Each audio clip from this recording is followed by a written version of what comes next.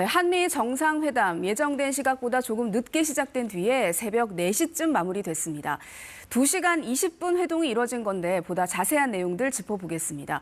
국제부 김양순 기자 그리고 이중구 한국국방연구원 연구위원 나와 계십니다. 자, 안녕하세요. 네, 안녕하세요.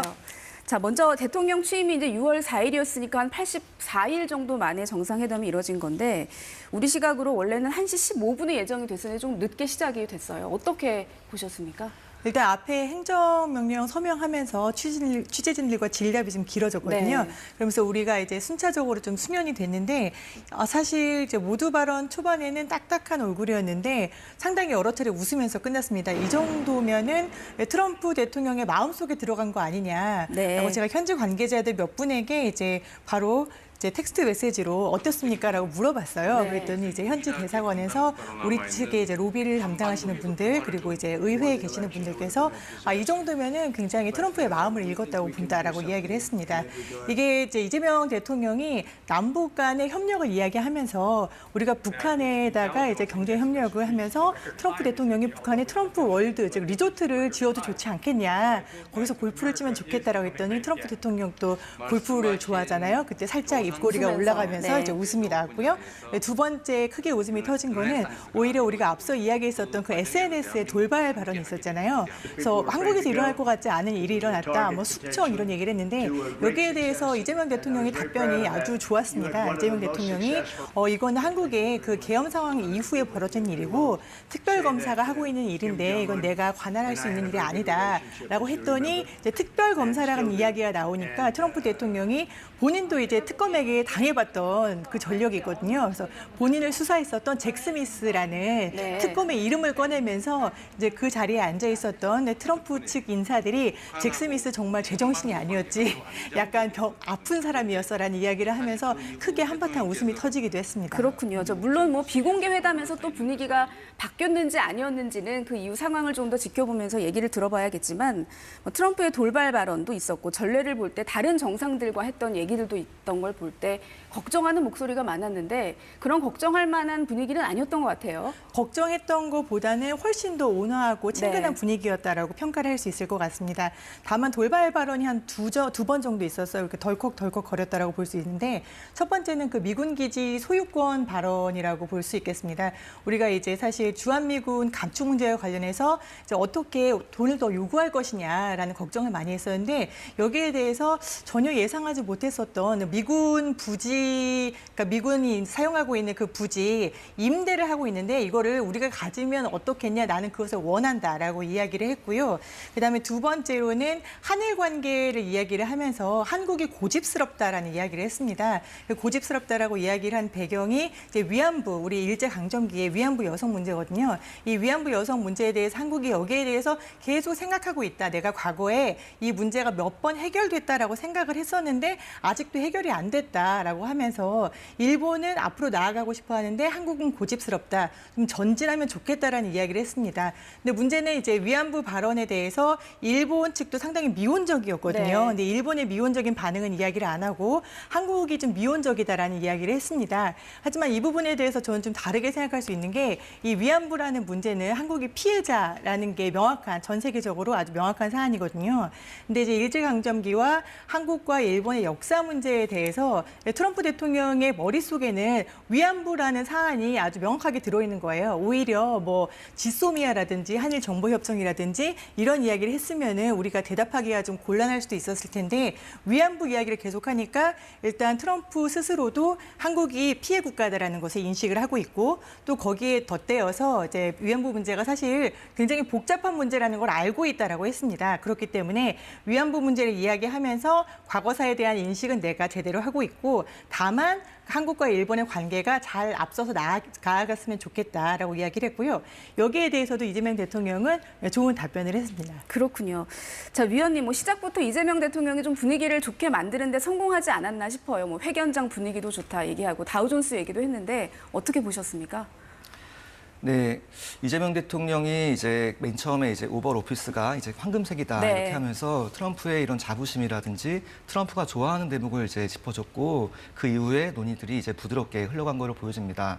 그리고 전반적으로는 트럼프 대통령께서 이제 한미 관계에 있어서의 주요한 현안들을 말씀하시고 나중에 이제 이재명 대통령께서 이제 남북 관계에 있어서의 주요한 이슈들을 이야기하고 그것이 이제 트럼프 대통령이 자기가 남북 관계에 있어서 2017년 위기를 극복하고 18년, 19년에 그 싱가포르와 하노이에서 이제 이뤘던 업적들을 이제 그 홍보할 수 있는 다시 한번 그리고 재확인할 수 있는 계기를 마련함으로써 논의가 이제 부드럽게 끝났고요. 그리고 트럼프 대통령도 논의를 끝내면서 이제 잘했다, 굿잡 이렇게 하면서 논의를 끝냈기 때문에 이번 정상회담에서 이제 분위기는 아주 부드럽게 푸는데 성공했다고 생각이 됩니다. 그렇군요. 자, 이번 회담의 주요 의제 뭐 안보 그리고 통상 이렇게 두 가지로 예상이 됐었던 상황이었는데 먼저 안보 문제 관련해서 미군 부지 소유권 문제에 대한 언급이 있었어요. 이 부분은 어떻게 해석을 해봐야 될까요? 전반적으로는 트럼프 대통령은 이제 그 한국에 대해서 방위비 분담금을 많이 요구했었다. 그런데 바이든 정부 때 그것이 취소됐는데 그것이 안타깝다라고 강조하면서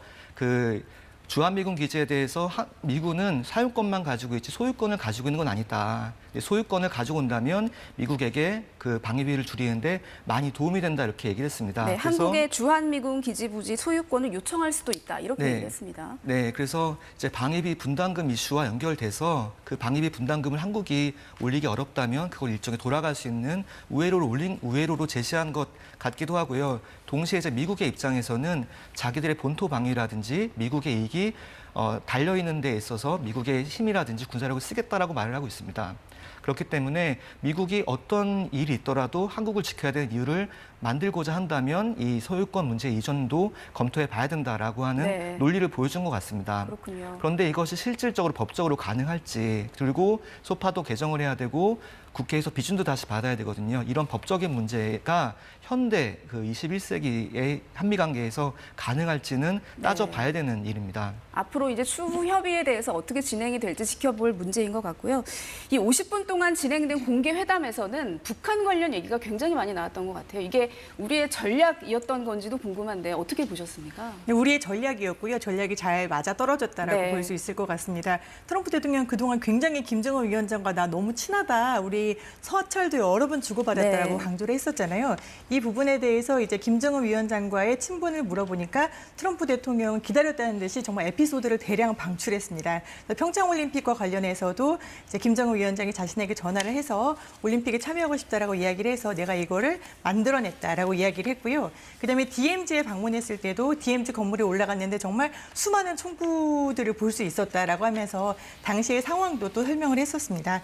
그러면서 이제 본인이 김정은 위원장을 로켓맨이라고 부르면서 초반에는 좀 안 좋은 상황도 있었지만 결국에는 우리는 사이가 굉장히 좋다. 그리고 연내에 김정은 위원장을 만나고 싶다. 이렇게까지도 이야기를 했습니다. 그렇군요. 이 트럼프 대통령 정말 틈날 때마다 김정은 위원장 얘기를 했던 것으로 기억을 하는데 지난번 관세 협상 때도 가장 먼저 얘기했던 게 김정은 위원장 관련 얘기였다는 말도 전해졌는데 이번 한반도 문제에 대해서 이 트럼프 대통령의 시각을 좀 우리가 전략적으로 잘 공략했다. 이렇게 볼 수 있을까요? 네, 전반적으로 트럼프 대통령은 에고가 자존심이 아주 높은 사람인데 그 자존심을 충족시키는 말을 그 이재명 대통령께서 잘했습니다. 그러니까 당신만이 한반도 안정을 풀 수 있는 유일한 사람이다. 이렇게 얘기했기 때문에 트럼프의 심리라든가 그런 점을 잘 공략을 한 것 같고 이번 한미 정상회담을 보는 관전 포인트가 두 정상 간의 이런 그 화학작용이 잘 맞는가였는데 두 분이 잘 맞을 수 있다는 걸 보여준 사건이라고 생각이 됩니다. 그렇군요. 뭐 올해 안에 만나고 싶다. 이게 트럼프 대통령의 얘기였는데 성사 가능성이 있다고 보십니까? 미국의 입장에서는 여러 가지 일들이 지금 엮여 있기 때문에 미국 자체도 트럼프 대통령 자체도 여러 가지 일들을 체계적으로 엮어서 생각하고 있을 겁니다. 그래서 우선은 러우 전쟁이 좀 정전이 되고 나서야 실질적으로는 북미 대화의 가능성이 높기 때문에 연내에는 물론 추진을 해야겠죠. 추진을 하고 저희가 지향을 해야 되겠지만 되지 않을 때에 대한 위험이라든지 그런 여파도 관리를 할 준비가 필요하다고 생각이 됩니다. 그렇군요. 일단 양국 정상의 모두 발언 그리고 기자 질의까지 뭐 쇼 형식으로 거의 다 공개가 된 상황인데 이게 트럼프 대통령의 회담 스타일인 것 같기도 한데 중국과 관련된 얘기도 있었던 것 같아요. 네, 트럼프 2기 회담의 스타일입니다. 모두 발언을 상당히 길게 공개를 네. 하고요. 대신에 양국 정상이 이제 회담이 끝나면 보통 공개 합의문을 읽는다든가 아니면 공개 성명서를 읽는다든가 이런 기자회견이 있는데 트럼프 2기 들어서는 이런 공동 기자회견이 거의 사라졌습니다.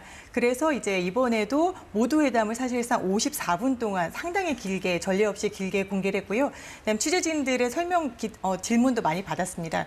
특히 중국과 관련해서는 이제 에이펙 회담이 있는데 여기에 와서 시진핑 대통령과 만날 계획이 있냐라고 했는데 2번이나 이재명 대통령에게 같이 가면 좋겠다라고 적극적으로 제안을 했어요. 한 번은 이제 비행기를 나랑 같이 타고 중국에 가서 시진핑 주석을 만나보면 어떻겠느냐라고 이야기를 해서 이제 이재명 대통령이 약간 머뭇하는 사이에 그러면은 비행기를 같이 타고 가니까 온실가스도 줄일 수 있지 않느냐라고 농담까지 던졌고요. 그다음에 두 번째는 이제 김정은 위원장과의 만남을 하게 된다면은 같이 있으면 좋겠다. 셋이 한번 만나보면 어떻겠냐라고 이야기를 해서 이재명 대통령이 그렇게 되면 너무 좋을 것 같다라고 이렇게 화답을 하기도 했습니다. 그렇군요. 이 모두 발언과 질의응답까지는 공개가 됐고 오찬부터는 공개가 되지 않는 이제 회담이 이루어졌는데 사실 이 부분이 더 중요하지 않았을까 싶기도 한데 그 회담 마치고 나오는 모습이 카메라에 잡힌 것으로 전해지기도 했거든요. 이 비공개 회담의 분위기 어떻게 조심스럽지만 예상을 해볼 수 있을까요? 네, 비공개 회담은 내각 회의가 열리는 그 캐비넷 홀에서 이제 열렸는데 네. 전반적으로 대통령만이 아니라 양 두 분 대통령만이 아니라 이제 우리나라에서는 세 분의 실장님 그리고 이제 미국 쪽에서도 이제 배석한 루비오 장관과 다른 장관들이 참석을 했을 거로 생각이 되고요.